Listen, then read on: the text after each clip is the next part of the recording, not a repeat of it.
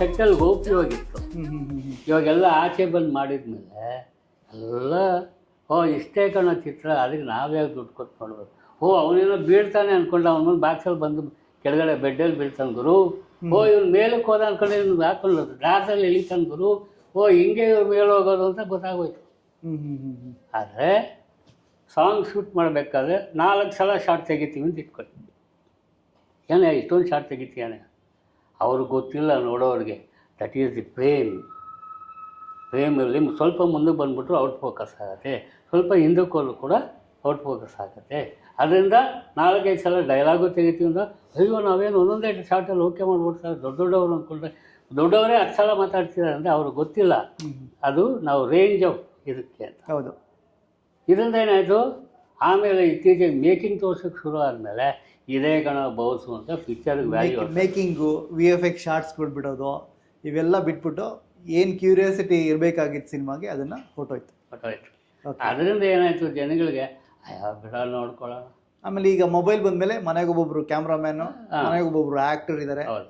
So ಹಂಗಾಗಿ intensity ಹೊಟ್ಟೋಗಿದೆ. ಆಮೇಲೆ ಈ OTT ಬಂದ್ಬಿಡ್ತು ಅಂತ OTT ಅವ್ರು ಕೂಡ ಅವ್ರು ತೊಗೊಂಡ್ರು ಕೂಡ ಅವ್ರಿಗೂ ಸಬ್ಸ್ಕ್ರೈಬರ್ಸ್ ಬೇಕಲ್ವ. ಪಿಕ್ಚರ್ ನೋಡ್ತಾನೆ ಜನ ಸಬ್ಸ್ಕ್ರೈಬ್ ಮಾಡ್ತಾರೆ. ಇವ್ರು ಮಾಡಿಬಿಟ್ಟು ಅಂತ OTT ಅವ್ರು ತೊಗೊಳ್ಳಿಲ್ಲ ಅಂತ ಬೇಜಾರು ಮಾಡ್ತಾರೆ. ಇವಾಗ ಇನ್ನೊಂದು ವಿಷಯಕ್ಕೆ ಬರ್ತೀನಿ ಇದ್ರ ಮಧ್ಯೆ. ಇವಾಗ ಕೆಲವು ಸಿನಿಮಾಗಳು ಥಿಯೇಟ್ರಿಗೂ ಬಿಟ್ಟು OTTಗೆ ಸೆನ್ಸರ್ ಬಂದಿದೆಯೋ ಇಲ್ವೋ, ಬರ್ತಿದೆಯೋ?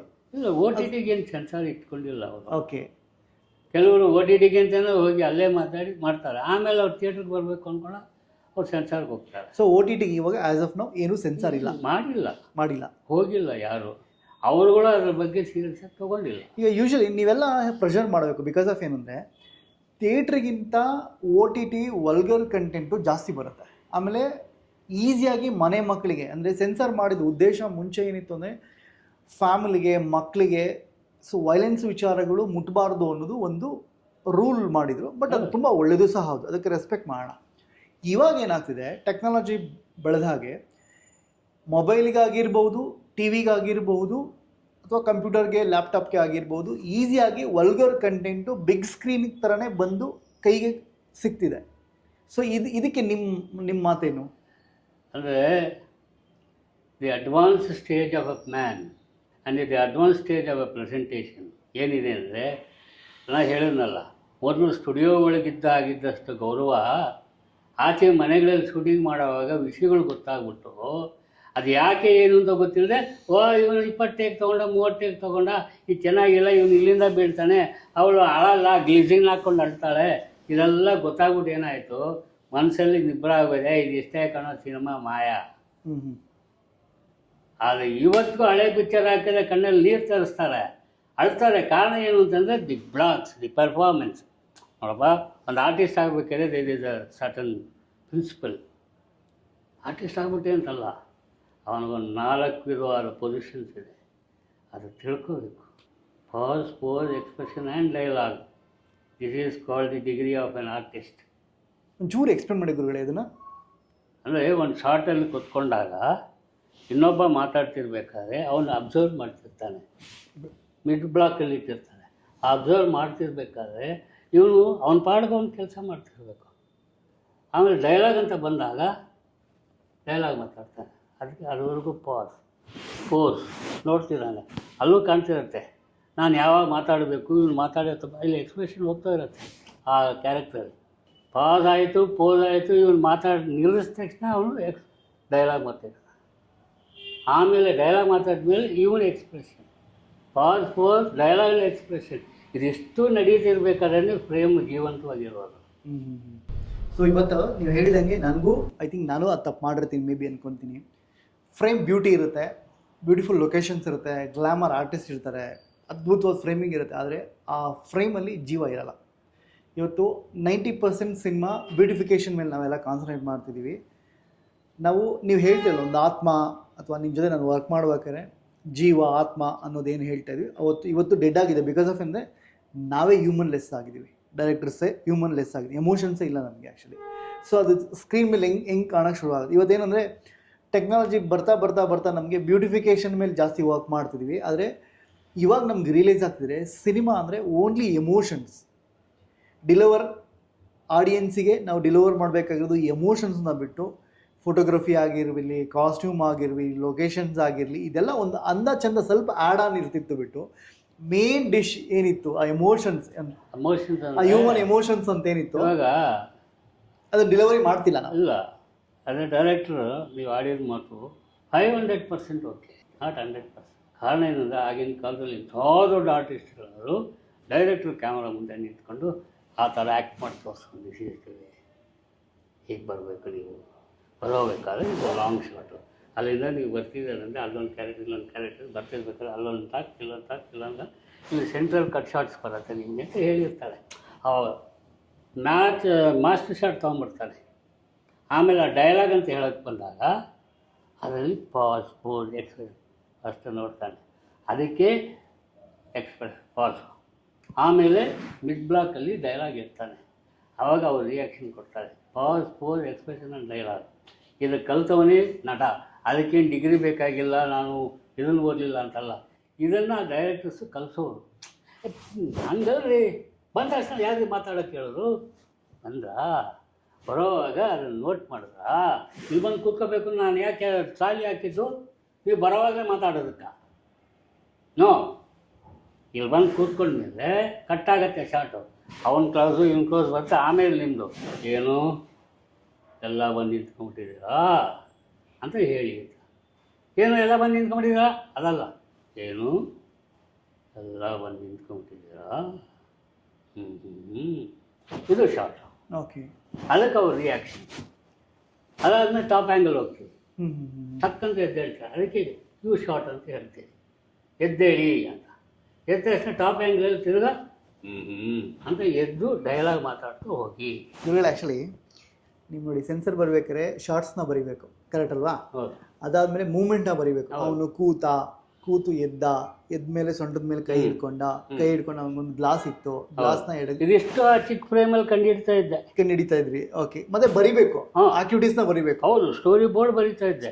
ಇವಾಗ ಅದನ್ನು ಹಾಕ್ಕೊಂಡಾಗ ಅದು ನಮ್ಗೆ ಹೆಂಗೆ ಗೊತ್ತಾಗೋದು ಇದು ಟ್ರಾಲಿ ಶಾಟ್ ಅಂದರೆ, ಇಲ್ಲಿ ಫಸ್ಟ್ ಫ್ರೇಮಲ್ಲಿ ನೋಡ್ತೀವಲ್ಲ, ಫಸ್ಟು ಹಿಂಗೆ ಸುತ್ತಿ ಹೋಗ್ಬೇಕು. ಫಸ್ಟು ಆ ಶಾಟ್ ಎಲ್ಲಿಗೆ ಎಂಡ್ ಆಗುತ್ತೆ ಅಂತ ಅದು ಹೋಗ್ಬೇಕಾದ್ರೆ, ಇದು ರೈಟ್ ಟು ಲೆಫ್ಟ್ ಟ್ರಾಲಿ ಹೋಗ್ತಿದೆ, ಸೊ ಇಲ್ಲಿ ಆರ್ಟಿಸ್ಟ್ ಮೂಮೆಂಟ್ ಇದೆ ಅಂತ ಗೊತ್ತಾಗುತ್ತೆ. ತಿರ್ಗಾ ರಿವೈಂಡ್ ಮಾಡಿಕೊಂಡು ಅದು ಬರೀಬೇಕಾದ್ರೆ hero walks from right left, trolley moves. ಗುರುಗಳೇ, ನಮ್ಮ ಆಡಿಯನ್ಸಿಗೋಸ್ಕರ ಏನೇನು ಸೆನ್ಸರಲ್ಲಿ ಏನೇನು ಬರಿತಾ ಇದ್ದೀರಿ, ನೋಟ್ ಮಾಡ್ತೀರಾ, ದಾಖಲಾತಿ ಏನೇನು ಬರೀತೀರಾ? ಅಂದರೆ ಶಾರ್ಟ್ಸ್ ಬರೀತೀರಾ, ಶಾರ್ಟ್ಸು, ಡೈಲಾಗ್ ಬರೀತೀರಾ, ಡೈಲಾಗು, ಮೂಮೆಂಟ್ಸ್ನ ಬರೀತೀರಾ, ಕ್ಯಾಮ್ರಾ ಮೂಮೆಂಟ್ಸ್, ಆಕ್ಟಿವಿಟೀಸ್ ಅಂದರೆ ಕ್ಯಾರೆಕ್ಟರ್ ಆಕ್ಟಿವಿಟೀಸ್ ಬರೀತೀರಾ, ಮ್ಯೂಸಿಕ್ನ ಮೆನ್ಷನ್ ಮಾಡ್ತೀರಾ? ಇಲ್ಲ, ಮ್ಯೂಸಿಕ್ ಮೆನ್ಷನ್ ಮಾಡಲ್ಲ.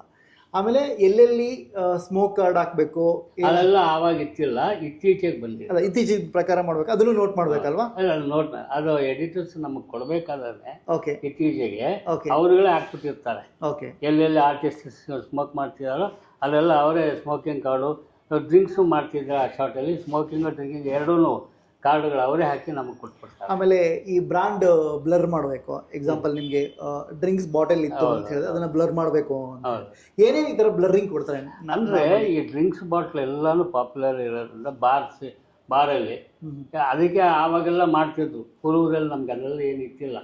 ಇತ್ತೀಚೆಗೆ ಏನಾಯಿತು ಅಂದರೆ, ಈ ಯೂತ್ಸ್ ಒಂದು ಡ್ರಿಂಕಿಂಗ್ ಫಾರ್ಮ್ಯಾಟ್ಗೆ ಹೋಗ್ಬಿಟ್ಟಿದ್ದಾರೆ.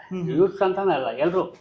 ಅದಕ್ಕೋಸ್ಕರ ಈ ಬಾರ್ ಸೀನ್ಗಳು ಇದರಲ್ಲೆಲ್ಲ ಹೋದಾಗ ನೀವು ಆ ದೊಡ್ಡ ದೊಡ್ಡ ಹೆಸರುಗಳೆಲ್ಲ ಬ್ಲರ್ ಮಾಡಿ, ಇದು ಕಷ್ಟ, ಫ್ರೇಮ್ ಟು ಫ್ರೇಮ್ ಮಾಡೋಕ್ಕಾಗಲ್ಲ. ಆಮೇಲೆ ಬಾಟ್ಲಲ್ಲಿ ಇರುತ್ತೆ, ಅದನ್ನು ತೆಗೀರಿ ಅಂತೀವಿ. ಸಿಗರೆಟ್ ಪ್ಯಾಕೆಟ್ ಇದ್ದರೆ ಅದನ್ನು ತೆಗೀರಿ ಅಂತ ಹೇಳ್ತಾರೆ, ಕಟ್ಸ್ಕೊಡ್ತಿದ್ರು. ಇವಾಗ ಎಷ್ಟೋ ಮಾಡಿಫೈ ಆಗಿದೆ. ಪ್ಲೈನ್ ಬಾಟ್ಲ್ ಇಟ್ಟಿರ್ತಾರೆ, ಇದನ್ನೆಲ್ಲ ಬ್ಲರ್ ಮಾಡಿ ಇಟ್ಟಿರ್ತಾರೆ. ಆರ್ಟ್ ಡೈರೆಕ್ಟರ್ಗೆ ಸಿಕ್ಕಾಪಟ್ಟೆ ಕೆಲಸ ಆಯಿತು. ಈ ಥರ ತೊಗೊಂಡೋಗೋರು. ಬೇಸಿಕಲಿ ಸೆನ್ಸರ್ ಗೈಡ್ಲೈನ್ಸ್ ಏನಾದ್ರು ಇದೆಯಾ? ಗೈಡ್ಲೈನ್ಸ್ ಅದೇ ಹೇಳಿದ್ನಲ್ಲ, ಅವರು ಮಾಡಿರೋದೆ. ಏನಕ್ಕೆ ಮಾಡಿದ್ರು ಅಂದರೆ, ಸುಮ್ಮನೆ ಬೇಸಿಕ್ ಒಂದು 10 ವಿಚಾರ ಯಾವ್ದಾರು ಹೇಳ್ಬೋದಾ? 10 ವಿಚಾರ ಅಂತಂದರೆ, ಇವಾಗ ಒಂದು ಮನೆ ಫ್ಯಾಮಿಲಿ ಸೆಂಟಿಮೆಂಟ್ ಪಿಕ್ಚರ್ ತೆಗಿಬೇಕಾದ್ರೆ dialogues has to be very neat and clear. ಒಬ್ಬರನ್ನೊಬ್ಬರು ಹರ್ಟ್ ಮಾಡೋಂಗಿರಬಾರ್ದು. ಇಲ್ಲ ಅದಲ್ಲ, ಸೆನ್ಸರ್ ಗೈಡ್ಲೈನ್ಸ್. ಈಗ ಎಕ್ಸಾಂಪಲ್ ಗೈಡ್ಲೈನ್ಸ್ ಅಲ್ಲ ಅವ್ರು ಹೇಳೋದು. ಓಕೆ, ಒಂದು ಫ್ಯಾಮಿಲಿ ನೀವು ತೋರಿಸ್ಬೇಕಾದ್ರೆ there should be an equality, respectability for elders. It should be message to the viewers in the hall. ಕೆಟ್ಟದ್ದು ಯಾವುದು ತೋರಿಸ್ಬಾರ್ದು. ಅಂಥದ್ರಲ್ಲೂ ವಿಲನ್ ಕ್ಯಾರೆಕ್ಟರ್ ಬರುತ್ತೆ, ಇದು ಬರುತ್ತೆ. ಆಗಿನ ಕಾಲದಲ್ಲ ಐಟಮ್ ಸಾಂಗ್ಸ್ ಇತ್ತು, ಅದೆಲ್ಲ ಇದ್ದಾಗ ಕೂಡ ಲಿರಿಕ್ಸ್ ನೀಟಾಗಿರೋದು, ಶಾರ್ಟ್ಸು ನೀಟಾಗಿ ಇರೋದು. ಇಲ್ಲ ಈ ಥರ ಮಾಡಿಕೊಂಡು ಓಕೆ ಎಲ್ಲ ಇದು ಮಾಡೋದು. ಗೈಡ್ಲೈನ್ಸ್ ಏನು ಅಂತಂದರೆ ಅದನ್ನು ವಲ್ಗಾರಿಟಿಯಾಗಿ ತೋರಿಸ್ಬೇಡಿ ಅಂತ ಇರೋದು. ಓಕೆ ನೀವು ಐಟಮ್ ಸಾಂಗ್ ಮಾಡಿ ವಲ್ಗಾರಿಟಿಯಾಗಿ ತೋರಿಸಿ. ಯೂಶಲಿ ಏನು ಕಟ್ಕೊಡ್ತಾರೆ ಟಕ್ ಅಂತ? ಈಗ ನಾರ್ಮಲ್ ಆಗಿ ಇತ್ತೀಚೆಗೆ ನೀವು ಒಂದು ಇಷ್ಟು ವರ್ಷ ಎಕ್ಸ್ಪೀರಿಯನ್ಸಲ್ಲಿ ಯಾವ್ದು ಮಾಡಿದ್ರೆ ಬೇಗ ಟಕ್ ಟಕ್ ಅಂತ ಕಟ್ಕೊಡ್ತಾರೆ ಅಂತ ಸುಮ್ಮನೆ ಅಂದರೆ ನೋಡಿ, ಯಾವುದು ಸಮಾಜಕ್ಕೆ ಘಾತಕವಾಗಿರುತ್ತೆ ಅಂತ ಅನ್ಕೋತಾರೋ, ಮೇ ಬಿ ಎನಿಥಿಂಗ್, ಡೈಲಾಗ್ ಆಗಲಿ, ಇಲ್ಲ ಅಪ್ರೋಚ್ ಆಫ್ ಇದಾಗಲಿ, ಬ್ಲಡ್ ಶೆಟ್ಟಿಂಗ್ ಆಗಲಿ, ಓಪನ್ ಇದರಲ್ಲಿ ಫೈಟ್ಸ್ ಆಗಲಿ, ಮನೆಗಳಲ್ಲಿ ತಕರಾರುಗಳಾಗಲಿ, ಇದೆಲ್ಲ ಇದ್ದಾಗ ಏನಾಗುತ್ತೆ ಅಂದರೆ ದಿ ಡೈಲಾಗ್ಸ್ ಯಾವಾಗ ಬಿಯಾಂಡ್ ಲಿಮಿಟ್ಸ್ ಆಗಿರುತ್ತೋ ಅದು ಕತೆಗೆ ಪೂರ್ವಕವಾಗಿದ್ದರೆ ಬಿಟ್ಬಿಟ್ಟು ಎ ಸರ್ಟಿಫಿಕೇಟ್ ಕೊಟ್ಬಿಡ್ತಾರೆ. ಇಲ್ಲ ಇದು ಪರವಾಗಿಲ್ಲ, ಇದೊಂದು ಕ್ಯಾರೆಕ್ಟರ್ ಹಿಂಗೆ ಹೋಗ್ತಾ ಇದೆ, ಇಲ್ಲಿ ಇದನ್ನು ಮಾಡ್ಬೋದು ಅಂತಂದಾಗ ಅದನ್ನೆಲ್ಲ ಹೇಳ್ತಾರೆ. ಅದನ್ನು ಹೂವು ತಪ್ಪಿಕೊಂಡು ಅದಕ್ಕೆ ಸೈಲೆಂಟ್ ಮಾಡಿಬಿಡ್ತಾರೆ ಕೆಲವು ಟೈಮಲ್ಲಿ. ಈ ಎಕ್ಸಾಂಪಲ್ ರಾಜಕೀಯ ವ್ಯಕ್ತಿಗಳ ಹೆಸರು ತಗೋಬೋದಾ? ಇಲ್ಲ, ನಾಟ್ ಪಾಪ್ಯುಲರ್. ಇಂಡಿಯನ್ ಪೊಲಿಟಿಷಿಯನ್ಸು ಯಾರು ಇದ್ದಾರೋ ಅವ್ರ ಹೆಸರು ತೊಗೊಳಂಗೆ ಇಲ್ಲ, ಡೈರೆಕ್ಟ್ ಹೆಸರು ತೊಗೊಳಂಗೆ ಇಲ್ಲ. ಓಕೆ, ಈಗ example it is taken if it is in a good motivation. So angle ಬೇರೆ, ಯು ಟೇಕ್ ಪಾಸಿಟಿವ್ ವರ್ಷನ್ ಅಲ್ಲಿ ತಗೋಬಹುದು ನೀವು. ಸೊ ಗಾಂಧೀಜಿ ಬಗ್ಗೆ ನೀವು ಪಾಸಿಟಿವ್ ಆಗಿ ಹೇಳಿ, ಅಕ್ಸೆಪ್ಟ್. ಯಾರೇ ಹಾಕೊಳ್ಳಿ, ಇವಾಗ ಎಂಥ ದೊಡ್ಡ ನ್ಯಾಷನಲ್ ಲೀಡರ್ಸು ನೀವು ತಗೊಳ್ಳೋದಕ್ಕೆ ಕಾಂಟೆಸ್ಟ್ ಇರಬೇಕು. ಸೊ ಈಗ ನಾವು ಸಿದ್ದರಾಮಯ್ಯ ಸಾಹೇಬ್ರು ತಗೋಬೇಕು ಅಂದ್ರೆ ಪಾಸಿಟಿವ್ ಆಗಿ ತಗೋಬಹುದು, ನೆಗೆಟಿವ್ ಆಗಿ ತಗೊಳಕ್ಕಾಗಲ್ಲ. Okay okay. ಸೊ ಇದಕ್ಕೆ ಕಟ್ಸ್ಕೊಡ್ತಾರೆ. ಅಷ್ಟಿಲ್ಲದೆ ಜನಗಳು ಅವ್ರನ್ನ ಇವತ್ತಿನವರೆಗೂ ಅವ್ರು ನಮ್ಮ ಮನೆ ದೇವರು ಅಂತಾರೆ ಅವ್ರನ್ನ. ಹೌದೌದು, ಅವ್ರು ಮಾಡಿರೋದು. ಅದಕ್ಕೆ ನಾವು ಚಿತ್ರಗಳಲ್ಲಿ ಕೂಡ ಅವ್ರನ್ನ ಪಾಸಿಟಿವ್ ಆಗಿ ತೋರಿಸ್ಕೊಂಬಂದ್ರೇ ಜನಗಳು ನೋಡೋದು. ಯಾವ ಮಿನಿಸ್ಟ್ರು ಈ ಲೆವೆಲಿಗೆ ಬರಬೇಕಾದ್ರೆ ನೆಗೆಟಿವ್ ಮಾಡ್ಕೊಂಡು ಬರೋದಿಲ್ಲ. ಆದ್ದರಿಂದ ನಮ್ಮ ಸೆನ್ಸಾರಲ್ಲಿ ಕೂಡ if you are using national leader name, ಅದು ಕಾಂಟೆಸ್ಟ್ ಏನು, ಅದರಿಂದ ಒಳ್ಳೇದು ಸಾಧ್ತಾ ಇದೆಯಾ, ದೇಶಕ್ಕೆ ಧಕ್ಕೆ ಆಗುತ್ತೆ ನೋಡ್ತೀವಿ. ದೇಶಕ್ಕೂ ಅಷ್ಟೇ ಪಾಸಿಟಿವ್ ಆಗಿ ಏನಾರೇ ತೋರಿಸೋದಿದ್ರೆ ಓಕೆ, ನೆಗೆಟಿವ್ ಆಗಿ ತೋರಿಸಿದ್ರೆ ಅವ್ರು ಕಟ್ಕೊಡ್ತಾರೆ. ಸೊ ಈ ಥರದ್ದು ಯಾವ್ಯಾವ ವಿಷಯಗಳಿಗೆ ಕಟ್ಕೊಡ್ತಾರೆ ಗುರುಗಳೇ ಬೇಸಿಕ್ ಆಗಿ?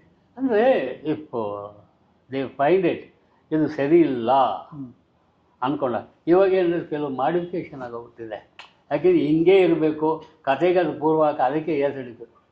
ಓಕೆ ಗುರುಗಳೇ, ಅವತ್ತಿನ ಸೆನ್ಸರ್ ಆಫೀಸರ್ಸ್ಗೂ ಇವತ್ತಿನ ಸೆನ್ಸರ್ ಆಫೀಸರ್ಗೂ ಏನು ಡಿಫ್ರೆನ್ಸ್ ಇದೆ ಮತ್ತು ಎಷ್ಟು ಮಾಡಿಫಿಕೇಷನ್ ಆಗಿದೆ?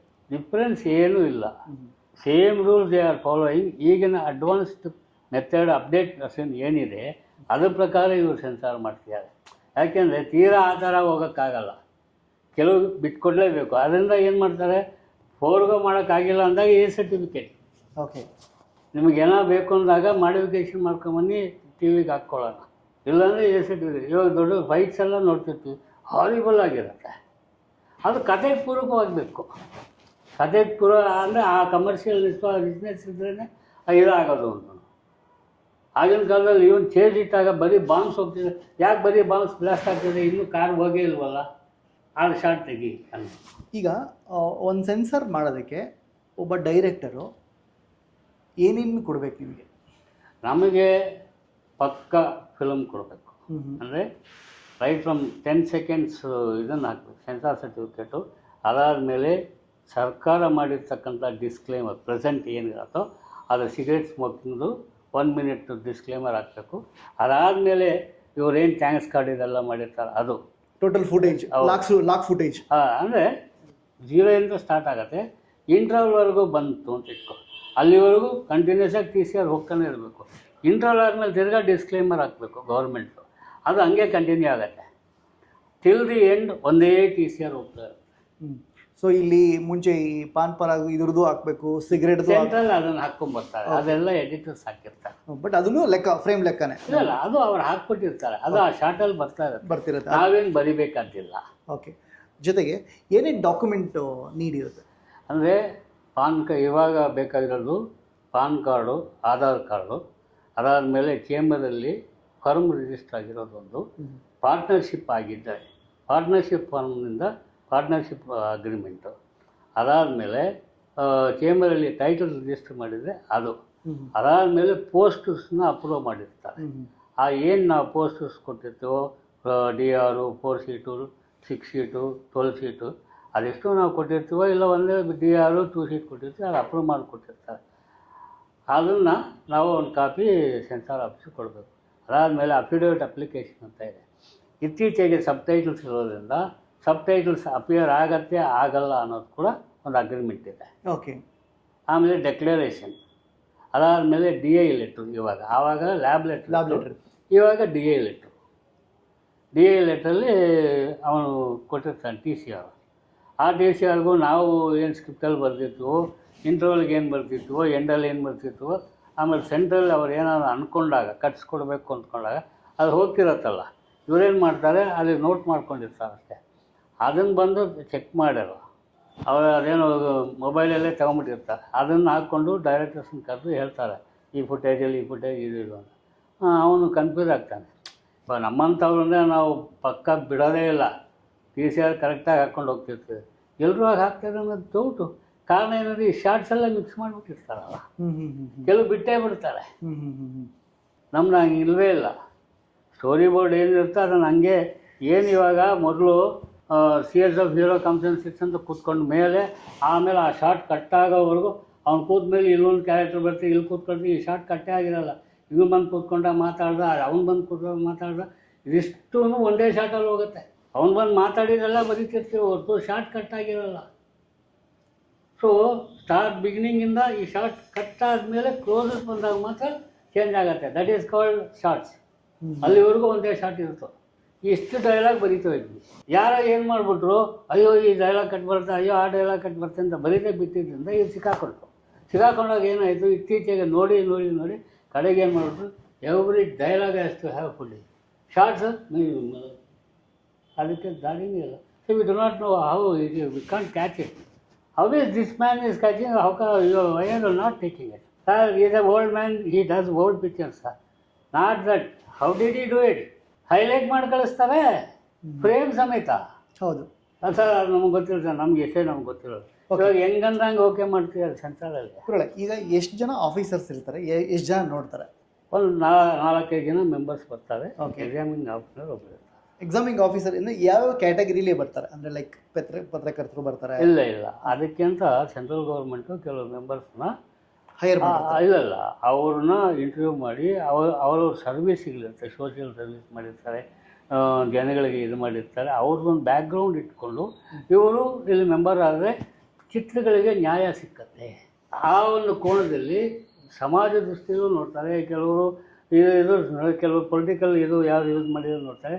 ನಮ್ಮ ದೇಶಕ್ಕೆ, ನಮ್ಮ ಸಂಸ್ಕೃತಿಗೆ ಯಾರು ಸಮಾಜದ ವಿವಿಧ ಹೌದು ಗಣ್ಯ ವ್ಯಕ್ತಿಗಳಿಂದ ಅಲ್ಲಿ ಬಂದು ಸೆನ್ಸರ್ ಆಗಿ ಮೆಂಬರ್ ತರ ಕೂತಿರ್ತಾರೆ. ಅವ್ರು ನೋಡಿ ಅವ್ರವ್ರ ಪಾಯಿಂಟ್ ಆಫ್ ವ್ಯೂ ಜಜ್ಮೆಂಟ್ ಕೊಟ್ಟು ಅದನ್ನ ಫೈನಲ್ ಆಗಿ ಡೈರೆಕ್ಟರ್ ಒಪ್ಕೋತಾನೋ ಇಲ್ಲ ಅವನು.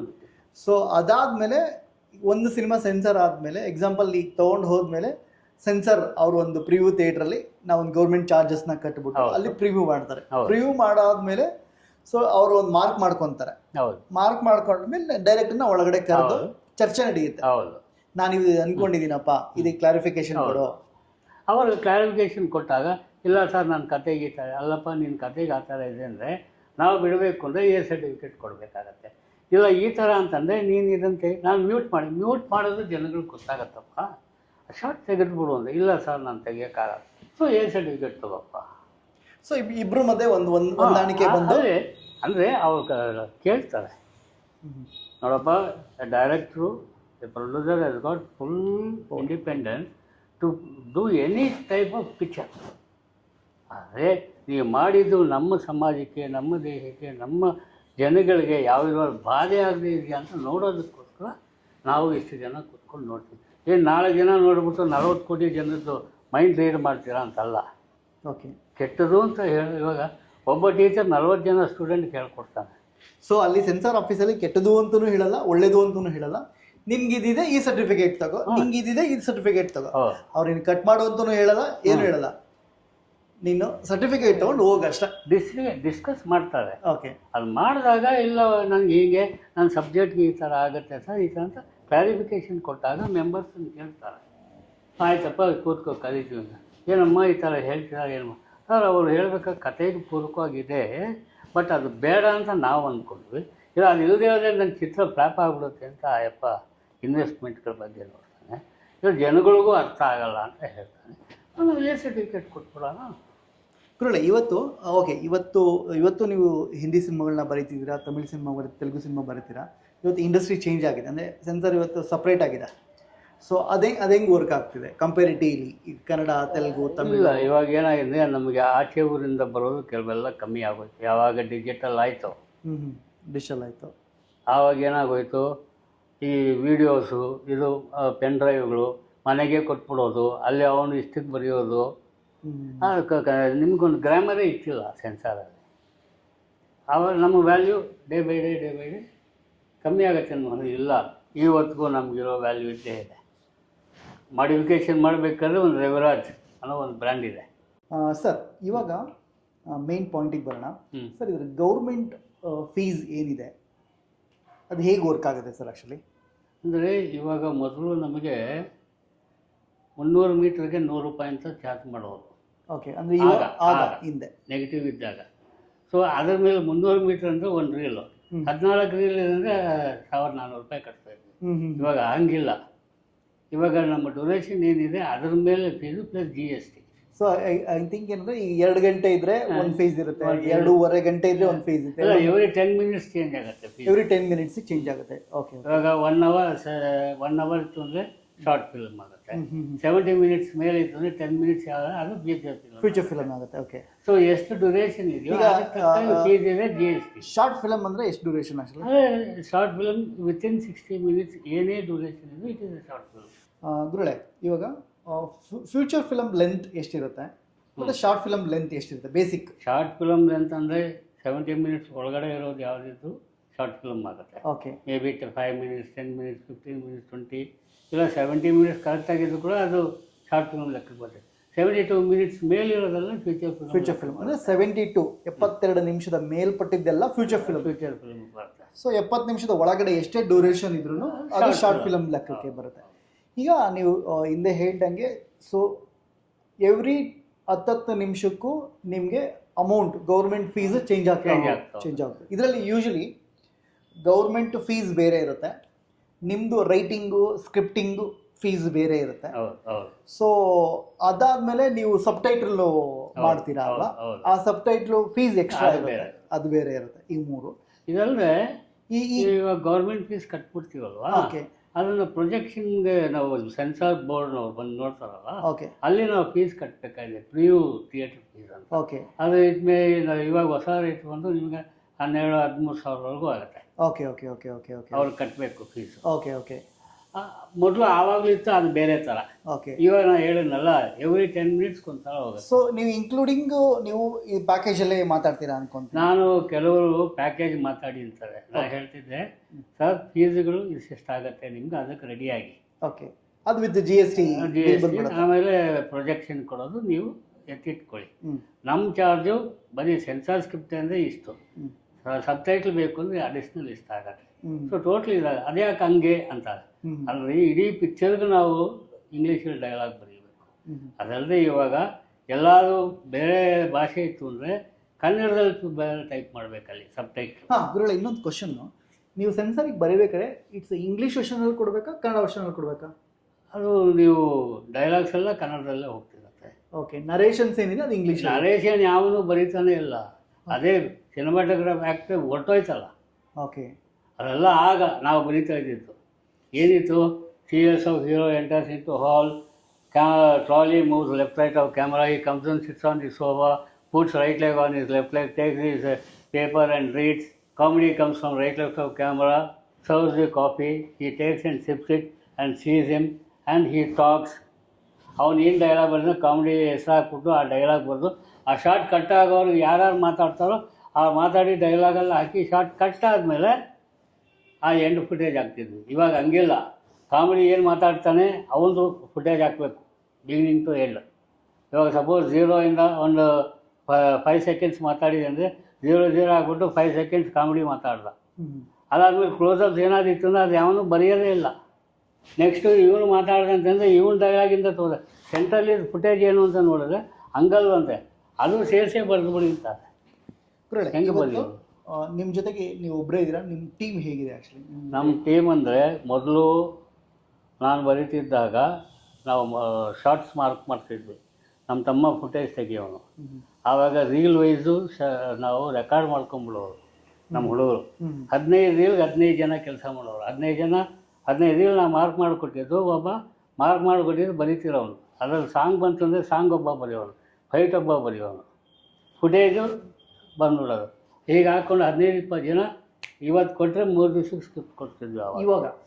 ಇವಾಗ ಅದೇ ಹೇಳಿದ್ನಲ್ಲ, ಕೆಲವು ಟೈಮಲ್ಲಿ ಪವರ್ ಪ್ರಾಬ್ಲಮ್ ಇರುತ್ತೆ, ಕೆಲವು ಟೈಮಲ್ಲಿ ಸಿಸ್ಟಮ್ ಪ್ರಾಬ್ಲಮ್ ಇರುತ್ತೆ, ಕೆಲವು ಟೈಮಲ್ಲಿ ಹ್ಯಾಂಗ್ ಓವರ್ ಆಗಿಬಿಡುತ್ತೆ. ಕೆಲವು ಇವಾಗ ಏನು ಗೊತ್ತಾ, ಅವರು TCR ಕೊಡ್ರೆ ಅಂದರೆ ಸೆನ್ಸಾರ್ ಸ್ಕ್ರಿಪ್ಟ್ ಬಿಟ್ಬಿಟ್ಟಿರ್ತಾರೆ, ಇದು ಬಿಟ್ಬಿಟ್ಟಿರ್ತಾರೆ, ಇಲ್ಲಿಂದ ಹಾಕ್ಬಿಟ್ಟಿರ್ತಾರೆ. ಹೆಂಗೆ ನಾವು TCR ಹಾಕೋದು? ತಿರ್ಗಾ ಕೊಡ್ರೆ ಅಂತಂದರೆ ಅವ್ರು ತಿರ್ಗಾ ಕೊಟ್ಟಾಗ ತಿರ್ಗಾ ಡಬಲ್ ಕೆಲಸ. ಮೊದಲಿಂದ ನಾವು TCR ಹಾಕ್ತಾ ಬರಬೇಕು. ಈ ಸೆಂಟ್ರಲ್ಲಿ ಇವು ಡೈಲಾಗ್ ಶಾರ್ಟ್ಸ್ ಯಾವನ್ನೂ ಬರೀತಾ ಇಲ್ಲ. ಸೊ ಇವಾಗ ನಿಮ್ಮ ಜೊತೆಗೆ ಐ ಥಿಂಕ್ ನಿಮ್ಮ ಮಗನೂ ನಿಮಗೆ ಇವಾಗ ನನಗೆ ಪಕ್ಕಾ ಸಪೋರ್ಟು ಎಲವಾಗಿ ನಿಂತಿರೋದು ಅಂದರೆ ಈಗಿನ ಒಂದು ಹೊಸ ಅಪ್ಡೇಟ್ ಜನ್ರೇಷನ್ಗೆ ನನ್ನ ಮಗ ನಿಂತಿದ್ದಾನೆ. ಅವನು ಬಂದು ಕೂತ್ಕೊಂಡಂದರೆ ಕಂಪ್ಲೀಟಾಗಿ ಏನೇನು ಇದೆಯೋ ಅಪ್ಡೇಟ್ವರೆಗೂ ಕೆಲಸ ಮಾಡ್ಬೋದು.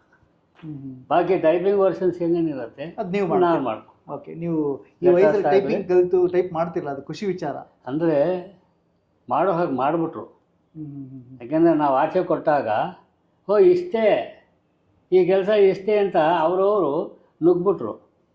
ನನಗೆ ಯಾರು ಕಲೀಲಿ ಅಂತಲೇ ಇತ್ತು, ಆದರೆ ಅದು ಹೇಳ್ಬಿಟ್ಟು ಮಾಡಬೇಕಲ್ವ. ಏನಿದು ಇವರಿಂದ ಮತ್ತೆ ಪಿಕ್ಚರೇ ಬರಲಿಲ್ಲ ಅಂದರೆ, ಸರ್ ಇವರು ಬಂದು ನಮ್ಮನ್ನು ಕಾಂಟ್ಯಾಕ್ಟ್ ಮಾಡೋದು ಸರ್, ಪ್ರೊಡ್ಯೂಸರ್ ಅವ್ರಿಗೆ ಕೊಟ್ಟು ಸರ್ ನಾವು ಟೈಪ್ ಮಾಡಲಿಲ್ಲ ಅಂದರೆ ಆಯಪ್ಪ ಎಲ್ಲಿ ಸರ್ ಮಾಡ್ಕೊಂಬರ್ತಾನೆ, ನಾವೇ ಸರ್ ಮಾಡೋದು ಅಂತ ನಿಮ್ಮ ಮೇಲೆ ಇಷ್ಟು ಅದೇ ಆಯ್ತು ಬಿಡಪ್ಪ ಹೇಳಿ ತಗೊಳ್ಳೋಣ, ಚೆನ್ನಾಗಿ ನಾನೇ ಅವರೇ. ಇವಾಗ ಅವನಿಗೆ ಪಿಕ್ಚರ್ ಕೊಟ್ಬಿಟ್ಟು ಬರೀ ಅಂದರೆ ಏನು ಬರೀತಾನೆ, ಗ್ರಾಫೇ ಗೊತ್ತಿಲ್ವಲ್ಲ. ಗುರುಗಳೇ, ಈ ವಿಚಾರದ ಜೊತೆಗೆ ಡೈರೆಕ್ಷನ್ನು ನೀವು ಮಾಡ್ತೀರಾ? ಹೌದು. ಮತ್ತು ಕೆಲವು ಸಿನಿಮಾಗಳಿಗೆ ಸ್ಕ್ರಿಪ್ಟ್ ಬರೀತೀರಾ, ಹೌದು. ಕೆಲವು ಸಿನಿಮಾಗಳಿಗೆ ಸಾಂಗ್ಸ್ ಬರೀತೀರಾ, ಹೌದು. ಆಮೇಲೆ ಜೊತೆಗೆ ಆ್ಯಕ್ಟಿವ್ ಮಾಡ್ತೀರಾ. ಹೌದು. ಖುಷಿ ವಿಚಾರಕ್ಕೆ ಸರ್, ಯಾವ ಸಿನಿಮಾ ಡೈರೆಕ್ಟ್ ಮಾಡಿದ್ರಿ? ಅಂದರೆ 1990 ನಟರಾಜ್ ಅಂತ ಒಬ್ಬ ಪ್ರೊಡ್ಯೂಸರು ನಮಗೆ ಸಿಕ್ಕಿ ಓಕೆ ಬಹಳ ಆತ್ಮೀಯರಾಗಿ ಮಾತಾಡಿ, ಸರ್ ನಾನು ಈ ಥರ ಸೂರ್ಯ ಅನ್ನೋ ಪಿಕ್ಚರ್ ತೆಗೆದಿದ್ದೆ, ಓಕೆ ಬರಗು ರಾಮಚಂದ್ರಪ್ಪ ಅವ್ರು ಹಾಕ್ಕೊಂಡು ಈ ಸತಿ ಏನೋ ನಾವೆಲ್ಟಿಯಾಗಿ ಒಂದು ಮರ್ಡರ್ ಪಿಕ್ಚರ್ ಮಾಡೋಣ ಅಂತಿದ್ವಿ. ನಮ್ಮ ವಾಸು ಅಂತ ನನ್ನ ಫ್ರೆಂಡು, ಮ್ಯೂಸಿಕ್ ಡೈರೆಕ್ಟರ್, ರಂಗಾರಾವ್ ಹತ್ರ 12 ಸ್ಟ್ರಿಂಗ್ ಗಿಟಾರ್ ಪ್ಲೇಯರ್ ಅವನೇ ಇದ್ದಿತ್ತು. ಅವ್ರು ಹೇಳಿದ್ರು ಸರ್ ನಮ್ಮ ರವಿರಾಜ್ ಇದ್ದಾರಲ್ಲ ಅವರು, ಅವಾಗ ಮಾಡೋಣ ಹ್ಞೂ ಅಂದೆ. ಸರ್ ಈ ಥರ ಇದೆ ಅಂದರು. ಹ್ಞೂ ಅಂತ ಏನು ಟೈಟ್ಲ್ ಬರೋದು ಅದಕ್ಕೆ ಕೆಂಪು ನಿಷಾದಿ ಅಂತ. ಕೆಂಪು ನಿಷಾದಿ. ಓಕೆ. ಅದಕ್ಕೆ ಕಾಂಟ್ರವರ್ಸಿ ಸ್ಟಾರ್ಟ್ ಆಯಿತು ಪೇಪರ್ ಮೀಡಿಯಲ್ಲಿ, ಇದರಲ್ಲೆಲ್ಲ. ನಮ್ಮಪ್ಪ ಅಂದರೆ ಎದುರ್ಕೊಬೇಡ ಸುಮ್ಮನೆ ಅಲ್ಲ. ಏನು ಕೃಷ್ಣಮೂರ್ತಿಗಳೇ ನೀವು ಇದ್ಕೊಂಡು ಏನಿದು ನಿಷಾದಿ ಅಂತಾರೆ. ನಿಷಾದಿಯಿಂದ ಅರ್ಥ ಆಗಿಲ್ವ ನಿಮಗೆ? ಇಲ್ಲ ಸರ್, ಏನು ಕೆಂಪು ಅಂದರೆ ಅರ್ಥ ಆಯಿತು. ನಿಷಾದಿ ನೋಡಿರಿ, ಸಂಜೆ ಇಳಿ ಹೊತ್ತಲ್ಲಿ ಸೂರ್ಯ ಹೆಂಗಿರ್ತಾನೆ, ಆಕಾಶ ಹೆಂಗಿರುತ್ತೆ, ಕೆಂಪು, ಬೆಳಕು ಇರೋಲ್ಲ, ಇದು ಇರೋಲ್ಲ, ಆ ಇನ್ ಬಿಟ್ವೀನ್ ಪೀರಿಯಡೇ ನಿಷಾದಿ. ಅಲ್ಲೇನು ಕಾಂಟ್ರವರ್ಸಿ ಇದೆ? ನಿಷಾದಿ ಅನ್ನೋ ಪದ ಕನ್ನಡ ಅಲ್ಲ ಅಂದರು ನಮ್ಮಪ್ಪ ಅಂದ್ರೆ ಸಂಸ್ಕೃತ. ನಿಷಾದಿ ಅನ್ನೋದು ಸಂಸ್ಕೃತದಿಂದಾನೇ ಎಲ್ಲ ಭಾಷೆನೂ ಬಂದಿರೋದು. ಅದರಿಂದ ನಿಷಾದಿ, ನಿಶಾ ಅಂತಂದರೆ ರಾತ್ರಿ, ದಿವಾಕರ, ಶಾದಿ ಅಂದರೆ ದಿವಾಕರ. ಯಾರು ಅವಾಗ? ಅದಕ್ಕೆ ನಟರಾಜಿ ಆ್ಯಕ್ಟ್ ಮಾಡಿದ್ರು. ಅದರಲ್ಲಿ ಸೈಕಾಟ್ರಿಕ್ಸ್ ಡಾಕ್ಟ್ರಾಗಿ ಆ್ಯಕ್ಟ್ ಮಾಡಿದ್ರು.